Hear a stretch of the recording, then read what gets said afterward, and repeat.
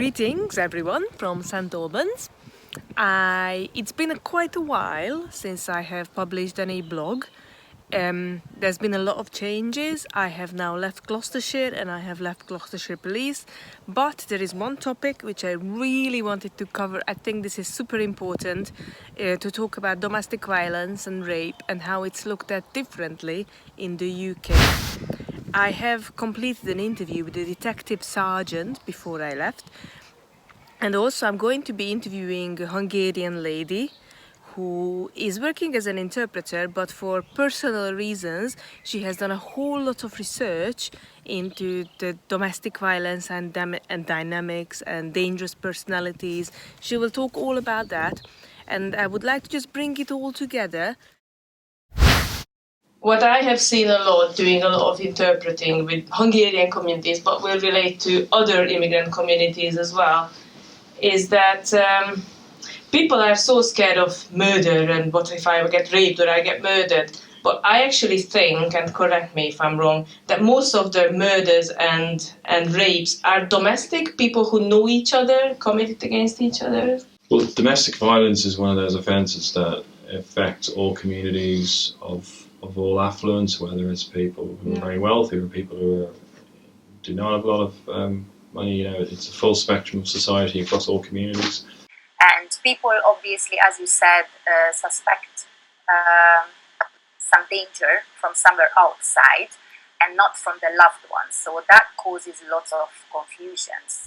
We see in the movies that the strangers are coming and they harm us, and we just don't, we cannot think of violence happening usually in our close environment.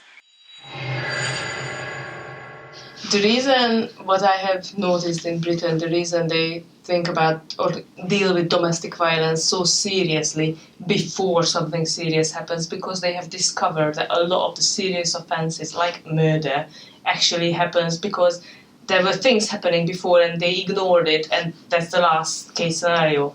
It's a really sad fact that in not every, but there have been many cases where a murder takes place, and then through the murder investigation and the review of that victim's life and that suspect's life, it transpires that actually there were a number of opportunities for the authorities, be it the police or social services. There were all these opportunities that were missed. Red flags around the suspect's behaviour. Wow. Red flags around an escalation in domestic violence.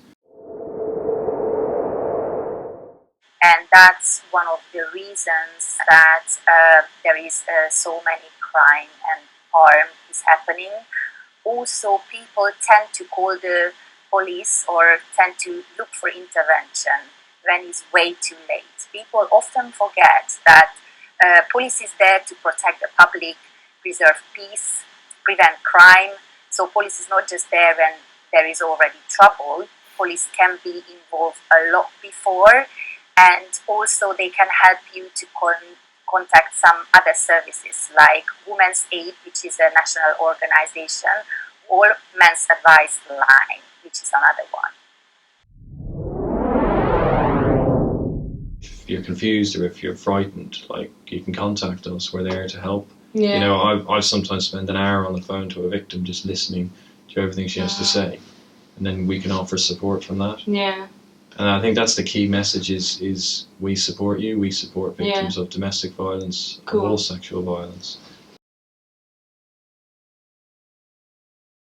There was a murder case, a few years ago in the UK, which is maybe a very good idea to mention right at this junction, because it actually involved Hungarians. The point is they were immigrants in this country, and it resulted in murder. But the person got convicted in the end for murder, but also for 3 counts of rape.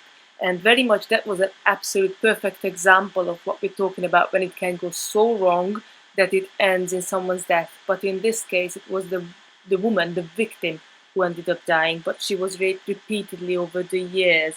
Can you maybe explain to us a little bit how rape is relevant in this? In this case, you mentioned the lady was unfortunately repeatedly raped as well.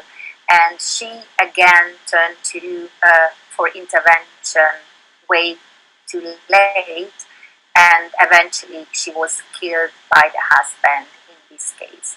I'm pretty sure that if she would involve social services, I mean, there were 2 kids as well, and they definitely have seen lots of the violence, and they are carrying those wounds in them. And unfortunately, the mother of the children has eventually died because it was not early enough intervention. But sadly, there's been some high-profile cases of women who've been murdered by their partners, and when the review is done, it looks like, well, actually, the authorities could have intervened far sooner. And sadly, the same with certain offences against children.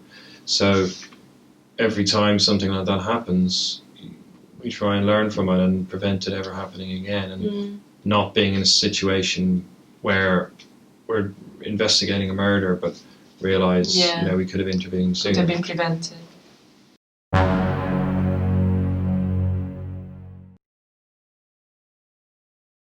Immigrant communities, first of all, are thinking with their native brain, of course.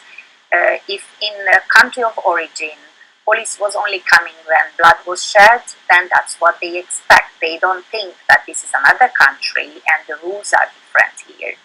Also, they may have language barriers, and they are afraid that they wouldn't be able to express themselves. They don't know that they can have an interpreter. They have a legal right to have an interpreter in every kind of a medical or legal situation. And it is frightening to come to a police station, especially in a foreign country. We have interpreters from every different community in the world in this country, and we will speak to anyone and we'll get their account. And if they're worried about their children, or if they're worried about their family, or where they're living, or anything like that, we will always seek to support them, and support them at every stage through the prosecution, and explain everything. Hello? Again, I would recommend to definitely turn to any social services or police if someone is in trouble, because even though if there is a language barrier, everybody has a right to have an interpreter. What I have seen in practical terms, a lot of people's examples, is that by the time there is blood, it means lots of things happened before which were leading up to that level of violence. So the British police will try to intervene and help before it comes that far, basically, yes? Exactly. And it's also just, the word help, support, that's the key. There are situations, there are relationships that are under strain for a particular reason. Sometimes the police involvement and then our partner organisations can mean supporting both the victim and the offender. People also bring cultural heritage with them, which is like the not airing or the dirty laundry.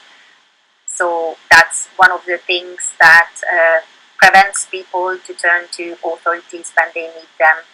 Also, they are incapable of recognizing that they are living in a domestic war, in domestic violence. There is a misconception in the Hungarian communities, at least what I've seen, that the police, we can call the police if there's a domestic going on, but they won't come until blood has been drawn. So in England, they're not even going to call the police. In Hungary, they don't call the police because if there's no blood, they're going to come. How does that look in the UK? It's different. Yeah, I mean, in the UK, if someone calls the police and they're scared, they're likely to get a response. If someone calls the police, they're likely to get a response. Mm-hmm. We certainly wouldn't have a "is there blood" rule. It's not unusual for someone to phone the police, for the police to attend, and to resolve the situation amicably if there's no offences and there's nothing to be frightened of in the future. But if someone's scared and they even just want advice, they should call the police. Like the police, we're a supportive, approachable organisation. We don't, we want to help and support victims. And sometimes that intervention can be a very positive thing. Obviously, most people associate the police coming out with somebody getting arrested. That doesn't... People being punished. Yeah, it's not, it doesn't always have to be that. But I just think it's really important, if someone feels like they should call the police, then they can call us and talk to us. Just to get advice and it help. Can be, yeah. Yeah.